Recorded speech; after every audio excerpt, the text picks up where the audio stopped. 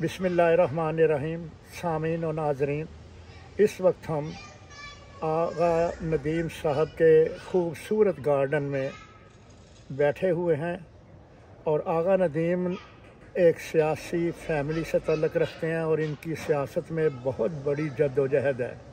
People party के जियाले हैं, जुल्फ़कार अली भुट्टो और उनकी पूरी फैमिली के शहदाई हैं और कारोबारी आदमी हैं। इन्होंने बहुत सारी सऊबतें और तकलीफ़ें उठाई जिस वक्त ये पाकिस्तान में थे। इनकी पूरी फैमिली ने, इनके भाइयों ने, और फिर इन्होंने जलावतनी इख्तियार की। आज अल्लाह ताला ने इनका रिज़्क़ डेनमार्क कोपनहेगन में लिखा हुआ था, ये यहाँ पर रह रहे हैं और अपनी फैमिली के साथ रह रहे हैं। हम इनसे सवाल करते हैं, आगा नदीम साहब, आपने सियासत में अपने भाइयों के हमरा तशद्दुद भी बर्दाश्त किया, मुल्क भी छोड़ना पड़ा, घर भी छोड़ना पड़ा और जलावतनी भी इख्तियार करनी पड़ी। ये लम्हा ब लम्हा आपकी सियासत के जो पहलू हैं, इसके दौरान आपने यकीनन बहुत कुछ सीखा भी होगा। और सियासत जो है, ये आज के दोस्त कल के दुश्मन, कल के दुश्मन आज के दोस्त होते हैं। आपका बेटा जो है वो सियासी मैदान में हिस्सा ले रहा है। आप बताएंगे कि उसकी तरबियत आपने से की है, मशवरा दिया है, या ये फ़ैसला उनका ख़ुद अपना है? बिस्मिल्लाहिर्रहमानिर्रहीम। सबसे पहले तो मैं साहब आपका और राजा साहब आपका बहुत मैं मशकूर हूँ कि आप गाहे बगाहे हमें ऐसे मौके फ्राहम करते हैं जिस पे हम कोई अपने दिल की बात कर सकें। क्योंकि अब आपने ये बात की कि भाई बेटा आ गया तो क्या उसकी तरबियत, अभी ये स्कूल स्टूडेंट था तो मैं इसे बुक्स दिया करता था पढ़ने के लिए। जी कि बेटा, एक पहली किताब जो मैंने इसे दी, इसको दी थी how to win the friends. How to win the friends. और ये किताब बेस करती है कि आप लोगों के साथ डील कैसे करें कि लोग आपको अच्छे पहलू में याद करें। बहुत अच्छे, ठीक है। तो लिहाजा जब उसने ये की तो कई बातें मुझसे पूछता था, तो मैंने कहा बेटा मैं तुम्हें पंजाबी में एक सिंपल बात करूं अपने माहौल के मुताबिक, अगर तुम लोगों को इज़्ज़त दोगे ना तो उसका रिटर्न जो होगा ना तुम्हें इज़्ज़त में मिलेगा। अगर किसी से बदतमीज़ी करोगे तो फिर ये तवक्का मत रखना कि तुम्हें कोई अच्छा कहे, फिर उसके लिए तैयार रहना।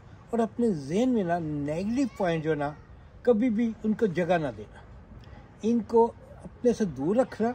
अगर कोई तुम्हें नेगेटिव पहलू में बात भी करे ना तो स्माइल के साथ उसका फेस करना, उसे ये नहीं कहना तुमने ये क्या कह दिया। मैं कहा बेटा ये बहादुरी नहीं है, बहादुरी इसी में है कि तुझे बुरा कहे और तुम मुस्कुराओ।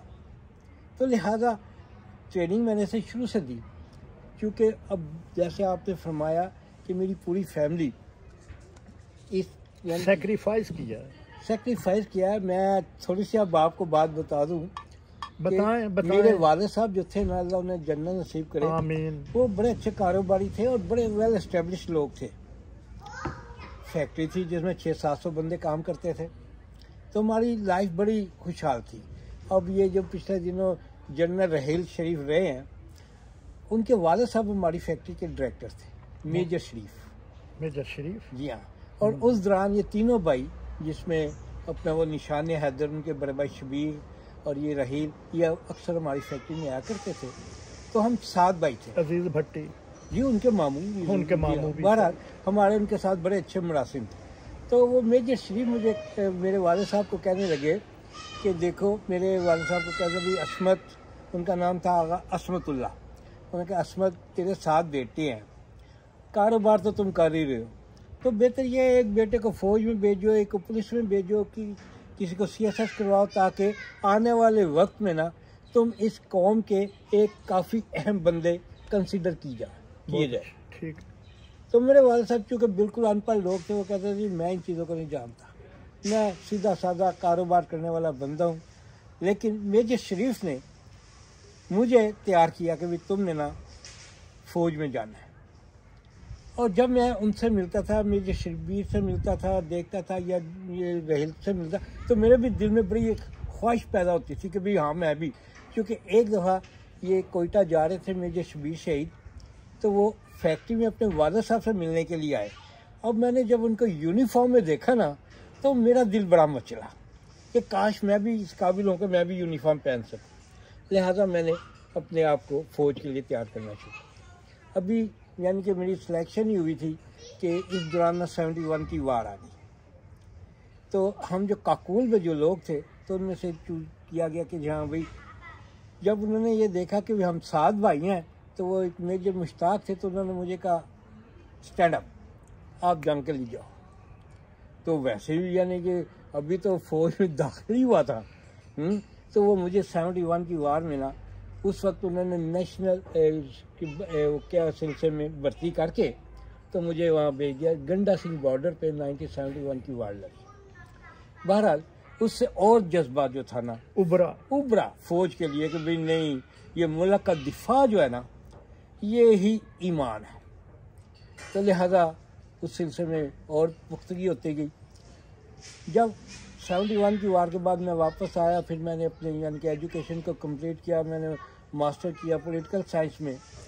तो इसी दौरान ना मेरे वालिद साहब ने कहा कि देखो बेटा, अब तुमने जो पढ़ना था पढ़ लिया, चलो आप कारोबार की तरफ आओ। तो आज़म मार्केट में हमारे वालिद साहब की दुकानें थी कपड़े की, जो होलसेल मार्केट है लाहौर की। तो वहाँ उन्होंने मुझे भेज दिया। अब मुझे शर्म आती थी, लेकिन बाप की बात के आगे मैं सर नहीं उठा सकता था, क्योंकि हमारे वालिद साहब बहुत सख्त गिर आदमी थे। लिहाजा अब मैं एक शर्मिंदगी कि जी देखो मैंने मास्टर एजुकेशन हासिल की है पर मैं आज़म क्लास मार्केट में वहाँ उन लोगों के साथ जाके बैठूँ जो कि 5, 10, 12 जमातें पढ़ के आए हुए हैं।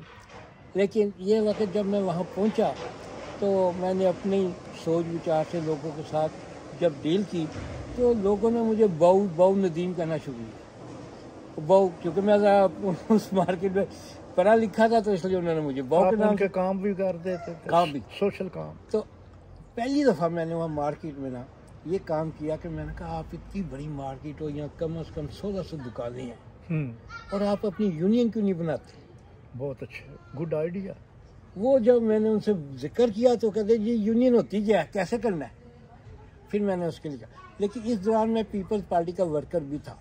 और मैं आपको ये भी एक बात अर्ज कर दूं, मेरी जो पाकिस्तान पीपल्स पार्टी की जो मेंबरशिप है ना वो है फरवरी 1968 की। 68 की जब तो इस पार्टी का वजूद किस सन में आया था? ये 68 में ही आया था। 67 नवंबर में शुरू हुई थी। डॉक्टर मुबशर हसन रावलपिंडी वाले? नहीं लाहौर में, नहीं डॉक्टर मुबशर रावलपिंडी ने से? नहीं वो लाहौर के थे। अच्छा जी, वो एजे रहीम थे वहाँ पे। एजे रहीम पिंडी का। ये डॉक्टर मुबशर जो थे लाहौर गुलबर्ग में उनकी कोठी थी। तो भट्टो साहब ने वहाँ पे अपना पीपल्स पार्टी का अनाउंस की थी। तो ऐसे हुआ कि वहाँ पे जब अनाउंसमेंट हुई तो उस दौरान उन्होंने लाहौर के कुछ लोगों को ओहदे भी दिए। उस वक्त मैं 9th क्लास का स्टूडेंट था। तो लिहाजा जब वो हुए तो वहाँ कौशल शाह पहले लाहौर के पीपल्स पार्टी के सदर बने। वो भी हाईली क्वालिफाइड थे। डॉक्टर मुबशर हसन इंजीनियर थे और इंजीनियरिंग यूनिवर्सिटी के प्रोफेसर भी थे। तो बहरहाल उस वक्त जो खेप आई ना काफ़ी एजुकेटेड लोगों की आई।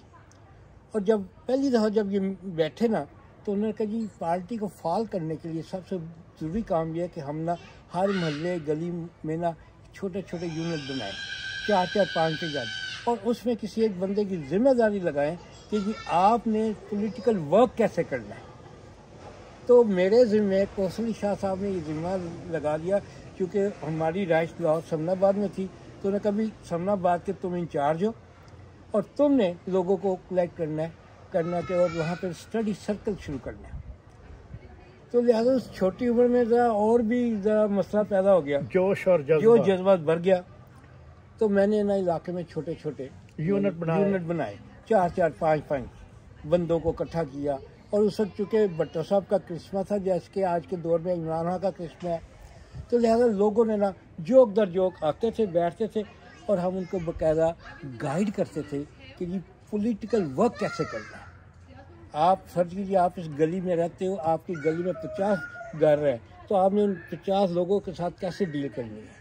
आगा साहब ये तो आपकी पूरी तारीख़ है, इसके ऊपर तो किताब लिखी जा सकती है बहुत लंबी। जितनी आपकी फैमिली ने सेक्रीफाइस किया, आपने किया, घर छोड़ा, माँ बाप छोड़े और आपने मुल्क छोड़ा।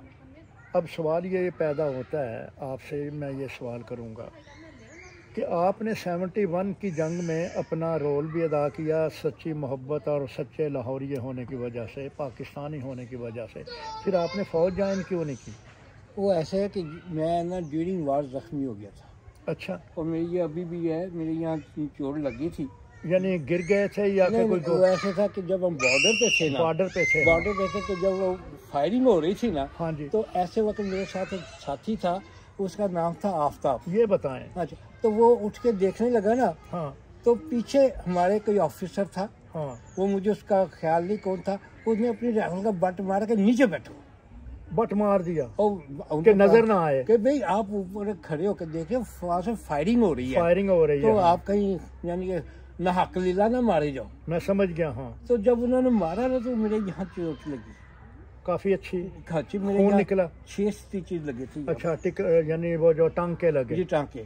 तो इससे ये हुआ कि मेरी आंखों में ना जरा अंधेरा सा छा जाता था। तो बाहर यानी मेडिकली तौर पर जी। इस वजह से, इस हादसे की वजह से जी। आप आगे नहीं जा सके, वरना आपने फौज को ज्वाइन करना था। करना ही था। अच्छा, आपने बताया था कि आप तो फिल्मी सितारों को विग भी मुहैया करते रहे हैं, ये कारोबार क्या था? मेरे वालिद साहब जो थे ना, वो इन्वेस्टर थे। कई दोस्त साथी आते थे उनके, जो आके पैसे लेके फिल्म बनवाते थे। ठीक है। तो वो उन्होंने अपना कभी इंटरेस्ट नहीं रखा था, खुद नहीं रखा? नहीं, लेकिन ये इन्वेस्ट वो जरूर करते थे। तो ऐसा था कि हमारी वो फैक्ट्री थी, विग गेम बना के हम ना पूरे यूरोप में, अमेरिका में सप्लाई करते थे। विग हैं? Wigs, ladies natural hair. Natural hair. तो लोग अपने बाल फरोख्त करते थे आपके पास? नहीं नहीं, ये भी बड़ी लंबी दास्तान है। आप शार्ट बताएं। तो वो है कि जब हमारे गांव की औरतें कंघी करती है ना, हाँ, तो उनके बाल टूट जाते, तो वो गुत्थी सी बना के वो टीन में, फेंक के ना, हाँ, टीन में या किसी नुक्कड़ में डाल देती, टीन भर जाता है। तो ये एक आइडिया, एक जर्मन बंदा था, वो कभी आया था, तो उसने आके ना ये आइडिया दिया। मेरे वाले साहब अनपढ़ थे, लेकिन मेरे मामू जो थे वो हाईली क्वालिफाइड थे। तो उन्होंने उनको मशवरा दिया, उन्होंने कहा ये जो आप बाल है ये तो विटामिन सी है। तो जब विटामिन सी की बात हुई तो उन्होंने कहा जी इसको कलेक्ट करें ना, तो आप जितनी भी ये कलेक्ट करेंगे मैं आपसे ले लिया करूँगा। अब जब वो कलेक्शन हुई तो ये जो होते हैं अपना क्या कहते हैं, जो अपनी पुरानी जगह पे रख के सामान लेते हैं, खरादी है, खरादी है, हाँ। तो उनसे उनको बुलाया गया और ये किया कि इलाके के हर हजाम की दुकान पे ना एक कनस्तर दे दिया गया कि आप बाल फेंके नहीं, इसमें डाल दिया। और उनको महीना 10 रुपये देते थे कि आपने महीने बाद हम ये कलेक्ट कर लेंगे, जितने भी आपका कनस्तर बढ़ाओगे। तो वो ला के ना उसको पैक करते थे, कोई केमिकल डाल के, तो उसको हम सप्लाई कर देते थे। काफ़ी मुनाफा बख्श कारोबार था। आप यकीन जाने उस वक्त ना ये सिलसिला चला था कि ये ब्लैक डॉलर है, ब्लैक डॉलर, ब्लैक गोल्ड है, ब्लैक गोल्ड, यानी कि बड़ा, यानी कि खासकर ये यूरोप में बहुत भेजा। तो उसी दौरान फिर ये आइडिया है कि ये जो गंजापन है इसको कवर करने के लिए विग बनाई जाए। बेटे की तरफ आते हैं। आपने बेटे का जिक्र किया इब्तदा में, अब आप मज़ीद उनके लिए या उनकी कोरस या तरबियत, वो डैनिश सियासत में जो आज बातें की हैं आपके बेटे के साथ, वो एक विज़न रखते हैं और एक सियासी मैदान में अपने आप को मनवाना चाहते हैं। आप मज़ीद उनकी क्या तरबियत करेंगे? देखिए जी, मैं तो उसे हर पल हर कदम पर समझाता हूँ कि देखो बेटा, अब आपने ये बात की है, इस बात को आप इस तरीके से भी कर सकते थे। अभी आप ये डैनिश तो वो फ्लुएंटली बोल के अपनी बात बड़ी अच्छे तरीके से वाज़ह कर देता है, लेकिन चूँकि अगर अपनी कम्यूनिटी के लिए बात करनी है तो जब तक उसके पास अपनी कम्यूनिटी के यानी कि लिंक अप होने के लिए उसकी लैंग्वेज अच्छी नहीं होगी ना, तो उसे प्रॉब्लम्स रहेंगी। तो मैं उसे गाइड करता रहता हूँ। अल्हम्दुलिल्लाह उसने काफ़ी कवर किया है। तो अब यह है कि वो बात कर लेता है, समझ लेता है जो क्या सवाल हुआ है। तो मैं उसे ना सिर्फ मैं बल्कि मेरी मिसेज जो है ना, वो उस पर बड़ी मेहनत करती है। वो कहती है कि देखो अशरफ, आपने ये लफ्ज़ गलत बोला, इसको ठीक करो। वो कहता है फिर लिख के दे दें। तो ठीक है। हाँ, अच्छा, अब एक बड़ा मसला है PIA का। जी, क्योंकि सुनने में आया है कि PIA शुरू होगी और नॉर्वे जाएगी। तो हमारे थिंक टैंक हैं बुखारी साहब, तौकीर शाह साहब, उन्होंने पिछले इतवार को ये बात की है कि जी पाकिस्तान के एक वज़ीर जो हैं वो सियाल एयरलाइन को यहाँ लाना चाहते हैं। पहली बात तो ये है कि बंद नहीं होनी चाहिए थी। मैं जो बात करने लगा हूँ शायद लोगों को दुख भी लगे, लेकिन हम इसमें मुलव्वस हैं और जिसकी वजह से हमें PIA बंद होनी पड़ी, वरना PIA बंद ना होती। जब भी यहाँ पर मैनेजर आए कुछ लोग उनकी दावतें करते हैं, ताल्लुकात बनाते हैं, उनको परफ्यूम में, उनको गाड़ियों में घुमाना, उनकी दावतें करना, और फिर वो भी जो है पाकिस्तान का ही है ना, वो क्या कहते हैं जरखेज़ मट्टी से बने हुए हैं ना, तो उसी रंग में रंग कर वो एक एक टिकट पर 200 किलो, आप यकीन जाने 5 दिन पहले मेरी बातें रेडियो आपकी आवाज़ पर चैनल पर सुनते हैं लोग, उसने मुझे बाकायदा कहा कि मैं जानता हूं कि एक आदमी का, एक मैनेजर PIA का एक टिकट पर 200 किलो सामान भेजता था। तो इस वजह से ये नुकसान पूरी कम्युनिटी का हुआ है। आप क्या कहते हैं? लेकिन बहरहाल हम लोग, क्योंकि अब फिर वही बात आपने जो फरमाई कि हम लोग ना ज़हनी तौर पे बहुत करप्ट है। करप्शन जो ना हमारे लोगों में राखी बस गई है। इसको ख़त्म करने के लिए ना कई दहाइयों की ज़रूरत है, लेकिन फौरी तौर पे भी ख़त्म की जा सकती है अगर आपको कोई ऐसा रहनुमा मिल जाए जो कि हकीकतन पाकिस्तान से मोहब्बत रखता हो। हमने तो यही देखा है कि जो कोई भी सियासतदान आए हैं, इंक्लूडिंग ABCD, मैं किसी एक की बात नहीं करता, उन्होंने ज़्यादा अपने मुफादात को अहमियत दी है। अब मुझे बड़े अफसोस से ये बात करनी पड़ी कि ये जरदारी साहब की बेटी गई है अपनी नवासी को लेके वो लाहौर शाही किला देखने के लिए, और उन्होंने जिस तरीके से वहाँ डील किया है, तो ये बाइस शर्म है, ये बात अच्छी नहीं है। आप लोगों को क्या यानी कि रास्ता बता तासर दे रहे हैं, क्या तासर दे रहे हैं कि वो अब बेटी का बच्चा सिर्फ शाही किला देखने के लिए आपने पूरी रोड बंद करवा दी, उन्हें आपने उसको VIP यानी कि ट्रीटमेंट दिया, उसकी हैसियत क्या है? हाँ, जरदारी साहब आप आते, चलो जी ये एक पार्टी के लीडर, साबिक सदर भी हैं, जो भी है। बहरहाल अगर इन छोटी छोटी बातों से आपकी जहनीत का पता चलता है कि आप लोग सिर्फ इक़्तिदार के भूखे हो, कोई भी हो।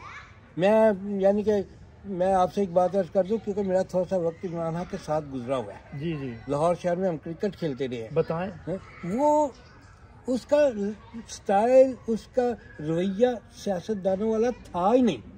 इमरान खान का वो तो हर वक्त यानी कि जो बंदे पिच को ठीक करते थे वो उनके साथ उनका रवैया अच्छा नहीं होता था, तो वो पड़ा के बैठ यानी कि वो झटकता था, किसी को अपने करीब नहीं आने देता था। तो मदीने की रियासत में तो ये तालीम नहीं दी जाती। अब बात ये, जब बड़ी बात लंबी चल निकलेगी, शॉर्ट बताएं। मदीने की रियासत में ये तालीम नहीं, बात है यसरब की। हाँ, यसरब से मदीना बना। अब अगर आप तारीख को पढ़ लें तो यसरब की पॉलिसी किसने बनाई थी और क्यों बनाई थी, सब बताए। यसरब की ये जो पॉलिसी दी गई थी ना, ये एंटी इस्लाम दी गई थी।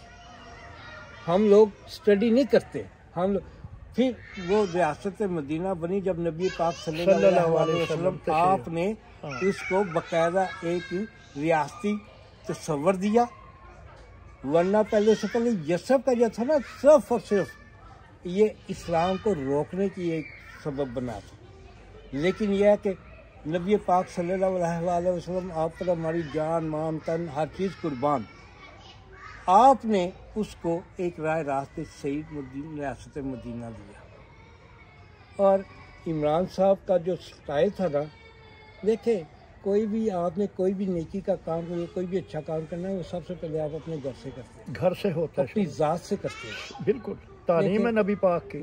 अब हम कितने पारसा इंसान हैं, हमें तो ये बात सोचते भी यानी कि लर्ज़ आ जाना चाहिए था कि हम क्या बात कर रहे हैं। और फिर जिस तरीके से, चूँकि गुलाम अला इमाना कोई मजहबी तौर पे इतना सॉलिड बंदा नहीं है, लेकिन वो कभी भी अल्लाह मुझे आज़मा रहा था, मैंने ये सच्चा तौबा नौज़ुबिल्लाह कि आप यानी कि ज़हन ख़राब हो गया, यानी उसकी ऐसी ऐसी बातें हैं जो कि इंसान, लेकिन आप फ्री ना उन लोगों का जो कि आंखें बंद करके कहते हैं नहीं जी ये जो बंदा है ना, हालांकि आपने देखा भी होगा कि वो अपने स्वाद में एक बंदे को उसने कहा ये पैगंबर है लाहौर वाला, और उन्होंने मार दिया। और फिर एक औरत आई, उन्होंने कहा जी ये तो पैगंबर है और इनके साथ जितने हैं वो सब सहाबी है, और अगर इस जंग में जो कोई भी मारा जाएगा वो शहादत, वो तो अल्लाह की कुर्बत, नबी पाक की कुर्बत में, और जो बच गया वो गाजी।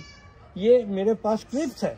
इमरान खान जब भी कहीं पर तकरीर करते थे, ईया का नाबदो व ईया का नस्ताइन, क्या अल्लाह हम तेरी इबादत करते हैं और तेरी ही मदद चाहते हैं, इसके बावजूद जो अपोजिशन है, मेरा किसी सियासी पार्टी से तल्लुक़ नहीं, हम तो इंफॉर्मेशन दे रहे हैं। वो कहते हैं कि इमरान खान जो है नई नस्ल को गुमराह कर रहा है, आप क्या कहते हैं? देखिए अभी ये जो 9 तारीख का जो वाक़या हुआ है 9 मई का, जी जी जी हाँ बिल्कुल बिल्कुल, ये तो तरोताज़ा है। और देखिए अब तमाम उसके वो जो लीडर जो उसके साथी थे वो आके बिलक बिलक के बातें कर रहे हैं, चैनलों पे आ रहे हैं, अखबारात में जा रहे हैं कि जी हमें बकायदा गाइड किया जाता था कि आपने इस तरह करना, तो मुकदमात बन गए हैं। अब बात यह है कि हम लोग ना अपनी पर्सनल अना के लिए ना मुल्क को दाव पे लगा देते हैं। अगर हम कम से कम लीबिया का, इतना इराक का, शाम का भी अगर हम तो ये स्टडी कर लेते ना कि उनके साथ क्या हुआ, जब उनकी फौज में और पब्लिक में दरार पड़ी तो फिर गैर मुल्कियों का, यहूदियों का आना आसान हो। सूडान में भी देख लें। तो मैं ये बातें जो है ना, ये जो चीज़ें ना, ये हम लोगों की जिम्मेदारी है। अगर कोई लीडर हमें ऐसा रास्ता दिखाए तो हमें आंखें खोलनी चाहिए, हमें इल्म रखना चाहिए कि इसका इफेक्ट्स क्या होंगे। क्या अगर आप पाकिस्तान के में ऐसी, जैसे कि ये सिलसिला हुआ कि फौज में बकायदा दरारें, इवन हाई रैंक तक, यानी कि ये दरारें गई। बिल्कुल तफरीक नहीं होनी चाहिए, अवाम और फौज में तफरीक नहीं होनी चाहिए। देखें जी कितने शहीद हो गए हमारे फौजी। मैं साहब बात यह है, फौज डिफेंस करती है अवाम के बलबूते पे। बिल्कुल सही कहा आपने, वो पावर है, वो ताकत है। देखिए 65 की वार हुई, हाँ क्या पोजीशन थे, हम लोग सो रहे थे कि दुश्मन ने अटैक कर दिया। हाँ जी। जब हमारी फौजें मोर्चे पे पहुंची तो उसके साथ पूरी अवाम गई, पूरी अवाम ने साथ दिया। हाँ। और वो कितनी दीदा अपने दिलेरी से, कितनी हिम्मत से, उनको पता था कि हमारे पीछे हमारे कौम है। 65 की जंग में मेरे क्लास फेलो थे, हम 8वीं जमात में थे। जंग हुई है ना, तो आप यकीन जानी 6 फुट का वो नौजवान देहात का, गांव का था, तो कहता मैं लाठी लेकर रेलवे लाइन पर पहरा देता हूँ कि कोई रेलवे लाइन को नुकसान ना पहुँचे, क्योंकि यहाँ से खारियाँ से गाड़ियाँ जो हैं वो लाहौर जाती हैं हमारे फौजियों को लेकर। आगा साहब बात लंबी हो जाएगी, मुख्तसरन बताएं। आपने कहा कि अगर कोई मुखलस लीडर मिल गया, आप समझते हैं पीपल पार्टी में कोई ऐसा आदमी है? देखें जी अभी यानी कि पिछले दिन ये कारा साहब ये तशरीफ लाए थे तो उनसे भी बात ही चली। मुखलिस हैं लोग, ये नहीं कि नहीं है, लेकिन हमारी हर सियासी जमात का जो सर्कल है ना, उसको क्रॉस करना ना मुश्किल है। बहुत शुक्रिया आगा नदीम साहब, आपके पास काफ़ी इल्म है, आपने बहुत बहुत खारदार झाड़ियाँ फलांग कर आपने सियासत को जाना है, समझा है। और मैं समझता हूँ जितना आपके पास इल्म है सियासी तौर के पास, मेरा ख्याल है कोपनहेगन में कम ही कम लोगों के पास होगा। मैं तो इस काबिल नहीं, लेकिन नहीं, आप किताब पढ़ते हैं, आप किताबें पढ़ते हैं। बिल्कुल, किताबों से मेरा बहुत लगाव है। हाँ। और मैं यानी कि हर उस किताब को तलाश करके पढ़ता हूँ जिसमें ये कोई रेवोल्यूशन के बारे में या फलाई काम हो या कोई ऐसे काम हो जिनसे कि इंसानियत की भलाई हो। पाकिस्तान से सच्ची मोहब्बत, जिंदाबाद, पाकिस्तान जिंदाबाद, पाक फौज जिंदाबाद।